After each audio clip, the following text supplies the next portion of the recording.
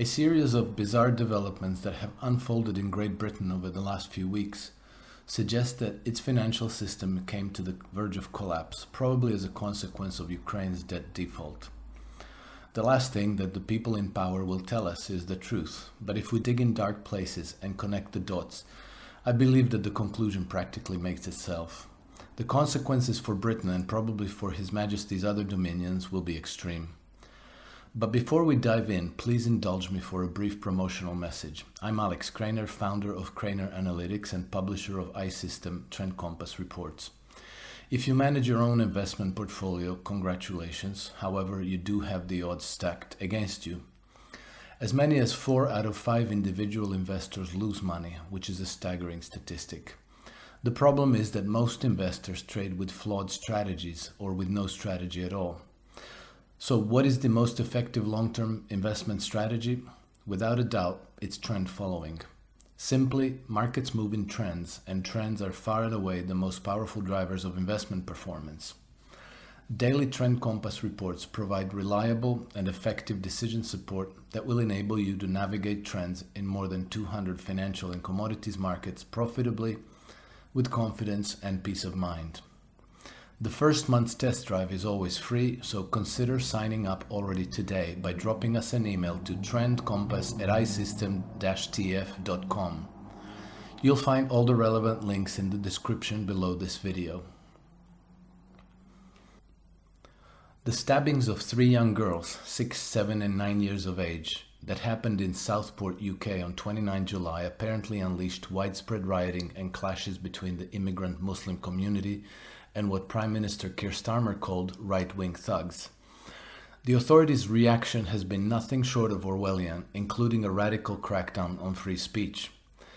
But it would appear that the riots and clashes haven't been quite as widespread or as violent as the media portrayed them to be.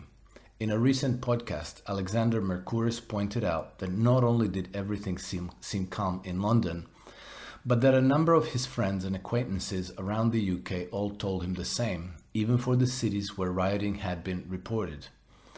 Could it be that the government overreacted and exaggerated the threat in order to justify stepping up its authoritarian control, which is now gripping Britain?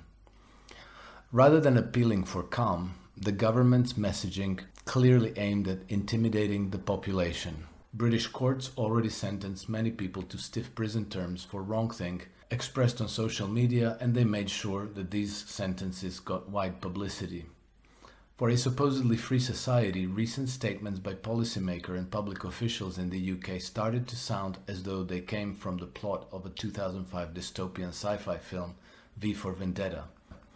Media personalities, even after a lifetime of indoctrination with free speech as the core Western value, suddenly seemed to have no qualms about advocating curbs on freedom of expression. On Friday, 16th August, I joined Tom Luongo at the Crypto Rich podcast to discuss the situation, which turned into a bit of a brainstorming session. Given that violent crime and knife stabbings are nothing new in Britain, they've been on the rise for years, and that people's resentment against the immigrants isn't new either, it occurred to me to wonder, why is the government turning as radically authoritarian? And why now? If the crackdown is being deliberately orchestrated, and I believe that it is, then what is the reason for it?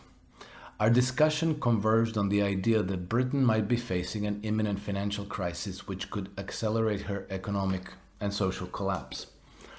My suspicion was that it might have to do with the fact that Britain got overextended in Ukraine, trying to regain the leadership affluence and the prestige, which it had been steadily losing over the recent decades.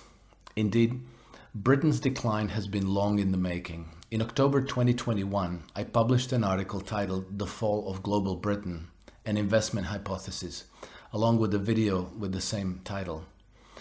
Noting that Great Britain is displaying many of the symptoms of imperial powers in decline, I predicted that it won't revert to simply minding its own domestic business as a neutral island nation. Here's what I wrote back then. Today, the UK could be in the early stages of the same sequence of events as other imperial powers in decline. A severe crisis at home coupled with the dramatic loss of international leverage and a very costly addiction to imperial prestige. The UK will likely make all the mistakes made by other powers in that similar position through history. It will suffocate its domestic economic growth by imposing hard austerity at home, while at the same time increasing military spending and foreign adventurism. Britain's public debt will continue to outpace its GDP growth, and the government's budget deficits will be covered by Bank of England's monetary inflation. This recipe probably leads to stagflation and possibly to hyperinflation. So far so good. 3 years later, it is clear that the UK has continued making all the mistakes made by other decaying empires, particularly in terms of foreign adventurism. A sudden deterioration which developed during the course of this year seems to be related to the imminent military defeat in West's proxy war against Russia. Britain has been the principal cheerleader and sponsor of that conflict, and she seems to have gone in over her head. In addition to providing at least £7.5 billion, nearly $10 billion in military aid, Britain gave another £5 billion, or $6.5 billion to Ukraine in financial support. Furthermore, Britain has also guaranteed multiple tranches of World Bank loans to Ukraine, and many British financial institutions have purchased billions worth of Ukraine's bonds. Others made extensive direct investments there. In the timeline that follows, we'll trace the way Britain's perfect storm shaped up in Ukraine. It is clear that 2024 wasn't going to be a good year for Ukraine. Public sentiment across Europe picked up on that, as confirmed in a poll of some 17,000 respondents in 12 EU nations conducted by the European Council of Foreign Relations in January 2024. It found that only 10% of the EU citizens believed that Ukraine could defeat Russia. A few weeks later, things got still more bleak after Russian forces captured the strategically important town of Avdiivka. But in addition to the near-certain military defeat, Ukraine was also facing a looming economic and financial collapse. Ukraine's economic performance was already dismal before the conflict with Russia started in February 2022. But since that time, it has collapsed by another 25%. With tax receipts dwindling, Ukraine's 2024 budget deficit is expected to rise to nearly $44 billion. If Kiev were to service its debts, they would eat up fully 15% of their GDP, the second largest expense item after defense, which is 31.3% of the GDP. Keeping Ukraine's government and military in operation has become entirely dependent on her Western backers. But by 2024, that support began to dry up as more and more decision makers started to doubt Ukraine's prospects. In late March, the World Bank approved $1.5 billion in financial support for Ukraine. The draft document on the allocation of these funds underscored the catastrophic state of Ukraine's public finances and acknowledged the extremely high risk of cooperating with Ukraine. A World Bank official involved with the matter noted that Ukraine was facing bankruptcy. Significantly, he added that, as with previous transactions, the World Bank did not provide its own funds for Kiev, but once again took advantage of guarantees from two of Ukraine's donors, primarily Japan and the UK. Ukraine's Prime Minister Denis Shmyhal divulged that out of the $1.5 billion given to Ukraine, $516 million came from Britain. But Ukraine can't service her mounting foreign debts. On Sunday, May 4, the Wall Street Journal reported that a group of foreign bondholders, including such behemoths as BlackRock, PIMCO, and Francis Amundi, put pressure on the government of Ukraine to start repaying some of its debts. Back in July 2022, this group granted Kiev a 2-year grace period to pause repayments of some $20 billion in bonds they had previously purchased. That agreement was due to expire on August 1, 2024. Just the interest on those debts alone would amount to nearly $1.5 billion a year, which is actually triple what the media had reported. And here we're talking still only about $20 billion out of Ukraine's total debt of well over $160 billion. Given the catastrophic state of the country's finances, the repayment of these debts would collapse Ukraine's government and its economy. On Sunday, June 30th, The Economist published an article titled "Ukraine has a month to avoid default," or until end of July 2024. Something had to be done.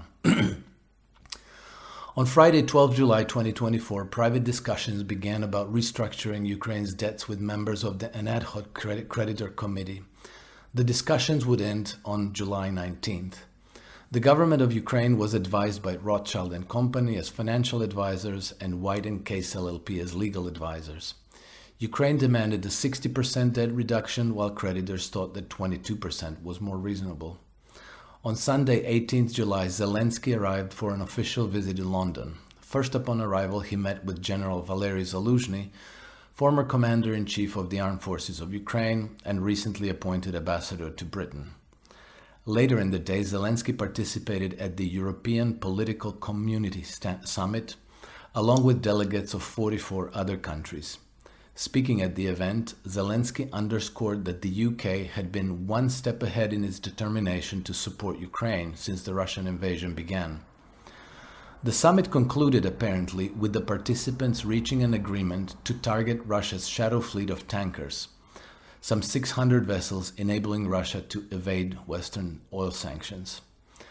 On the sidelines of the summit, Zelensky also met with UK's King Charles III and Prime Minister Starmer.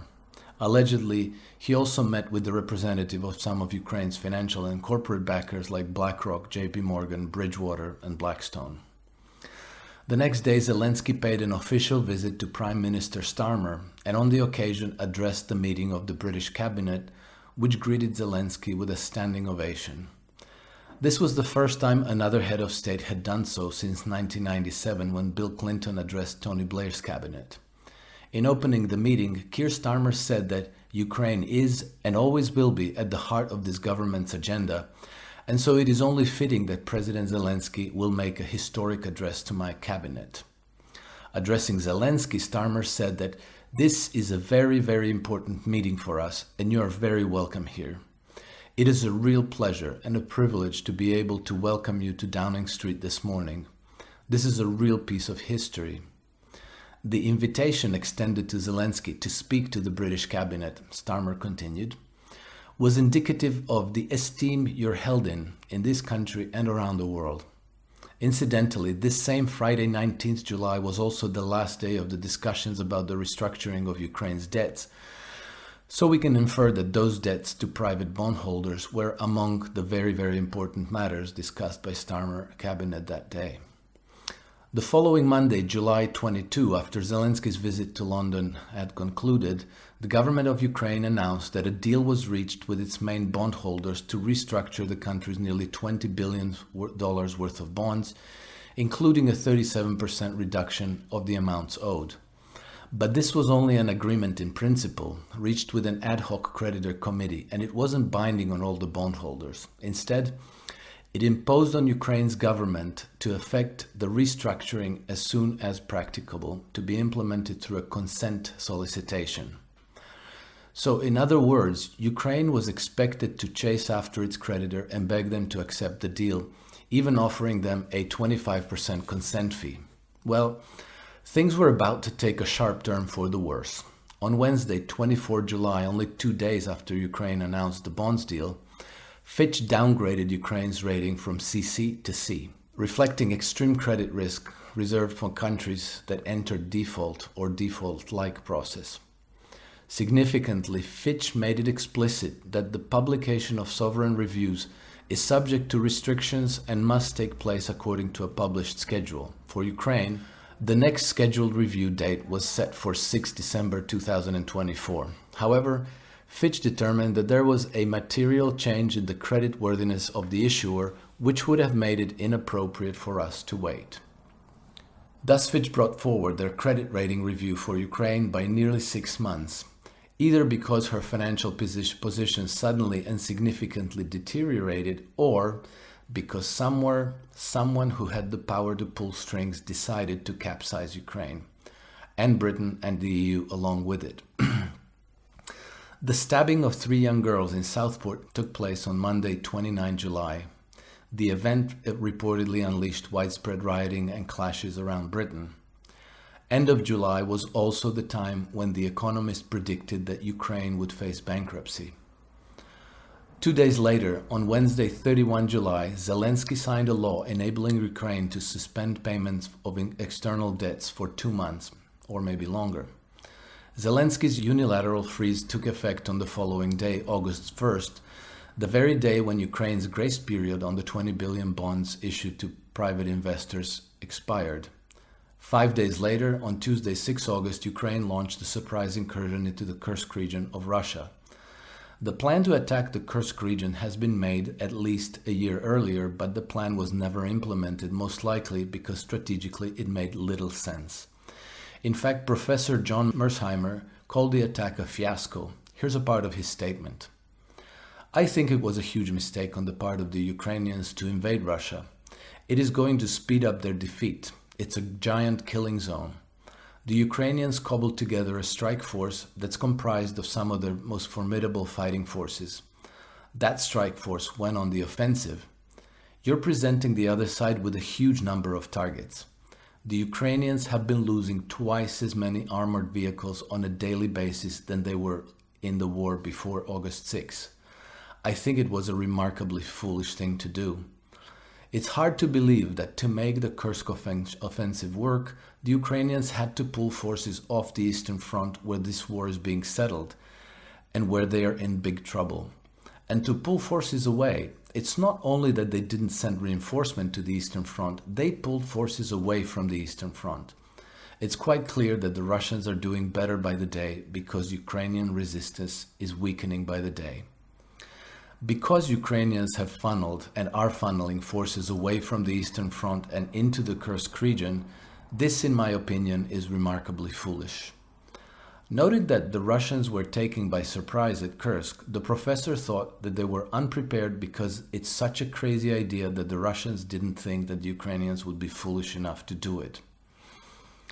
Now, if Mersheimer is right, this raises an important question. Why did the armed forces of Ukraine pull the trigger now, as the country was already on the verge of military defeat and financial default?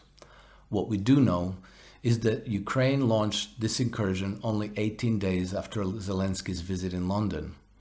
Zelensky's security advisor, Mikhailo Podolyak, admitted that the Kursk invasion was discussed with the British. On August 18, the Sunday Times of London revealed that Britain played the pivotal role in the operation. Quote, unseen by the world, British equipment, including drones, have played a central role in Ukraine's new offensive, and British personnel have been closely advising the Ukrainian military on a scale matched by no other country. Zero Hedge commented that the operation was a British plan with British weapons. The leadership of Ukraine gave at least 3 unconvincing explanations for the incursion. 1, to improve Ukraine's negotiating position vis-à-vis Russia. 2, to divert Russian forces from the Donbas front, and 3, to create a buffer zone inside Russia. Neither explanation made much sense, but the move did create a window of opportunity for the West to talk up Ukraine's great military success and a possible turning point in the war. Wasting no time, on that same Tuesday, August 6, the European Council approved 4.2 billion euros in financial support for Ukraine. It would be the first regular payment out of the 50 billion euros set aside for Ukraine by the European Union. The European Council's decision to approve the funds was based on the EU Commission's assessment that Ukraine had fulfilled 9 reform indicators. These included the government's public financial management, management of state-owned enterprises, business environment, and energy and mine clearance. It was unclear, however, whether the European Commission was equally impressed by Ukraine's credit ratings downgrade and the government's suspension of external debt payments. What is important, however, is that somehow the decision was made and the money was transferred to Ukraine without undue delay. On Tuesday, 16th August, the European Commission transferred the 4.2 billion euros to Ukraine. The day after, the World Health Organization declared Mpox outbreak as a public health emergency of international concern. We're all in this together again, and now further restrictions on public gatherings and freedom of expression might be justified. We can't be sure that all these events are related, but it does appear that there was a lot of anxiety about them in the ranks of British establishment, including the Bank of England. On 22 July, the same day when the government of Ukraine announced the deal with her private creditors, the Bank of England announced a seminar titled The Future Bank of England Balance Sheet, Managing its Transition Towards a New System for Supplying Reserves. The seminar featured a speech by Victoria Saporta, Executive Director of the bank's Markets Directorate. In the announcement, the Bank of England explained that its balance sheet plays a key role in helping the bank achieve its financial stability and monetary policy objectives. Saporta's speech, titled Let's Get Ready to Repo, laid out the bank's latest thinking on the future of its balance sheet, which would transition towards a demand-driven system for supplying reserve. Saporta suggested that the bank would need to accept a broader range of assets as collateral to make the system usable for the widest range of firm business models. She added that the single punchline that both we, the bank, and you, the market, need to prepare ourselves for increased usage of both our short-term and long-term repo operations, or in short, let's get ready to repo. Here's how Bloomberg's macro strategist Simon White put it. In a demand-led system, what banks use to settle balances each day must be shiftable onto the central bank balance sheet in a crisis. If they're not, liquidity is at risk of seizing up altogether. Thus, in a crisis, potentially no asset under this scheme will be turned away. What is clear from this and from the central bank's language is that the bank has resolved to avert the collapse in the worst possible way by loosening its credit standards and accepting junk quality collateral in exchange for cash, which will probably include even the Ukraine bonds. This is the clearest possible sign that the system came to the verge of collapsing. Not so long ago, we had a glimpse of just how fragile Britain's financial system is. On Friday, 23 September 2022, shortly after the new cabinet led by Prime Minister Liz Truss took over, Chancellor of the Exchequer Kwasi Kwarteng presented his mini-budget. The markets did not react well, and both the British pound and the price of gilts sold off sharply. Gilts are British government bonds. The sell-off caused thousands of British pension funds to face margin calls. To meet those margin calls, they needed to urgently liquidate some of their gilt holdings. However, by Tuesday, 27 September, there were no buyers for long-dated gilts, and to avert a price collapse, the Bank of England had to intervene. As the bank subsequently informed the Parliament, the system had come within hours of collapsing. The bank came through as the buyer of up to £40 billion in gilts. What's peculiar about the British financial system is that the taxpayers are obliged to reimburse the Bank of England for any losses it sustains on its balance sheet assets. If the price of gilts on the bank's balance sheet collapses, British taxpayer must cover those losses and make the bank whole. So what kind of money are we talking about?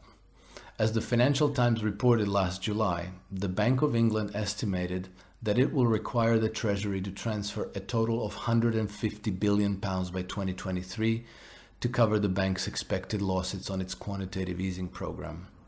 And how much is £150 billion? Unless things have deteriorated since July 2023, and I think they have, we're talking £2,240 per man, woman and child in Britain. That's the ransom which the Bank of England is claiming from them. In all, the situation is impossible, and all the cabinet reshuffles and cosmetic patches changed nothing of substance in the UK. They amounted to a sort of rearranging the deck chairs on the Titanic, as the ship is already sinking. So where is all this headed? Let's have a peek at the economic and social conditions in the UK to consider the possible outcomes of this crisis. In addition to making heavy direct investment in the project Ukraine, Britain has sustained high indirect costs as a consequence of sanctions imposed on Russia.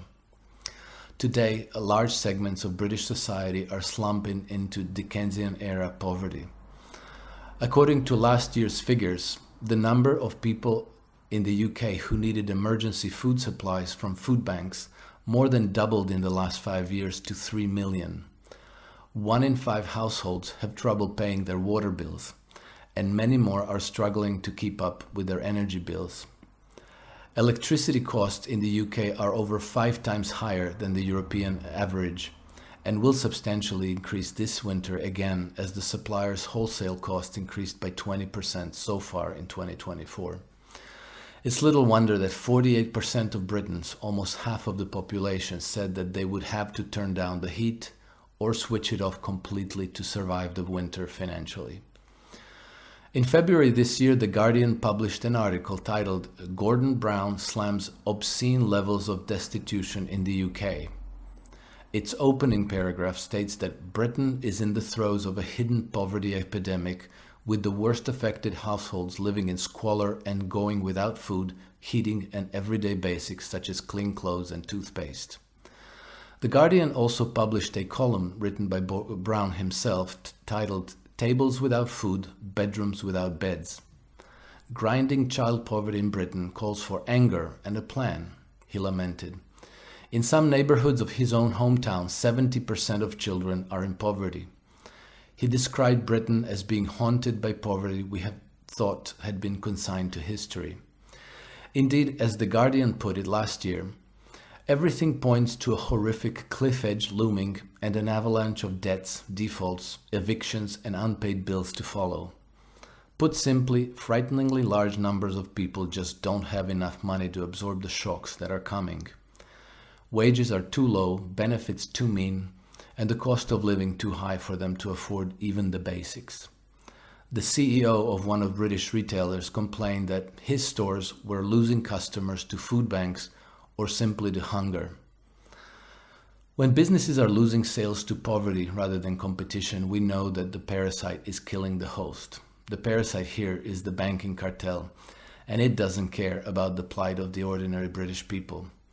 In an interview last year, Bank of England's top economist Hugh Pill thought that the best advice he could offer to his fellow Britons was to just accept being worse off.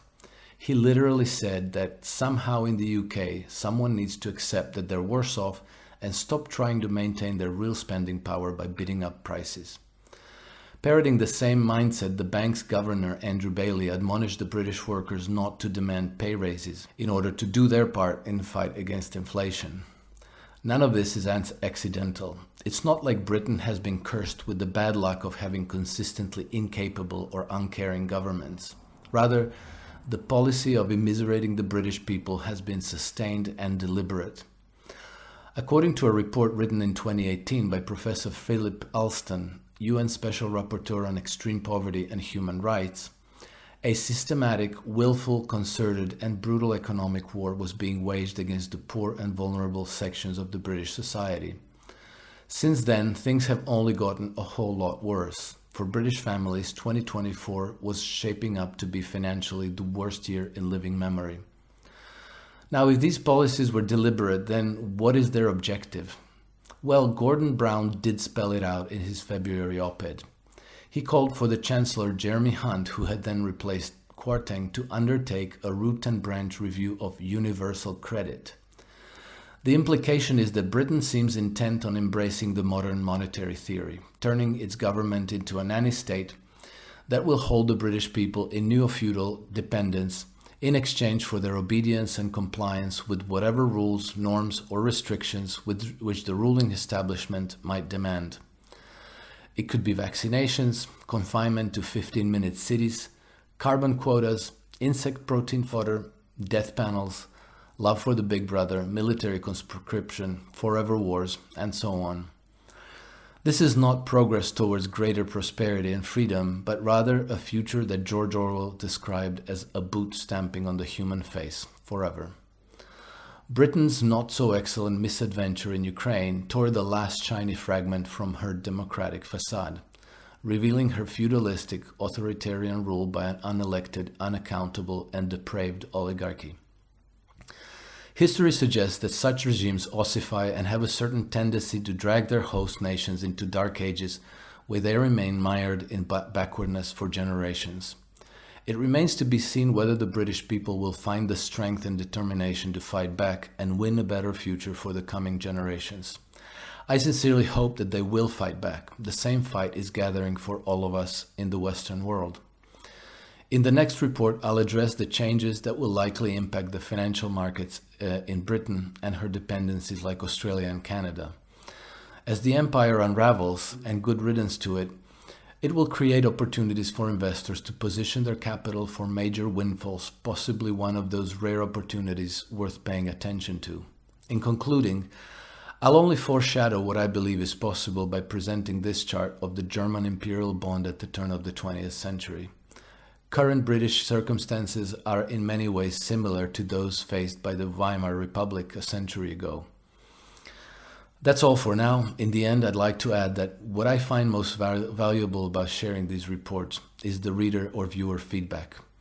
We're connecting dots, and if you know of other dots that should be connected, I'd appreciate it if you'd share it in the comments.